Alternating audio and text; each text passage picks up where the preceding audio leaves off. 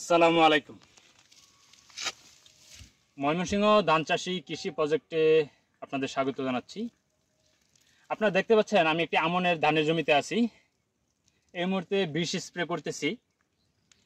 এটি মূলত পাতা মুড়ানো রোগের জন্য স্প্রে করা হচ্ছে।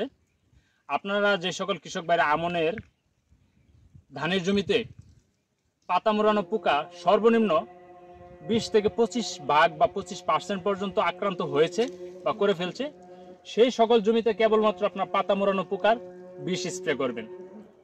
তাছাড়া বিষ প্রয়োগ করার কোনো প্রয়োজন নেই।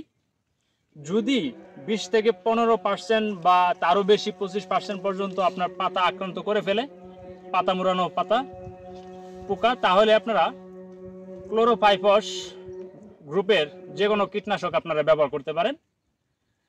প্রতি লিটার 2 থেকে 3 গ্রাম হারে আপনারা ব্যবহার করতে পারেন।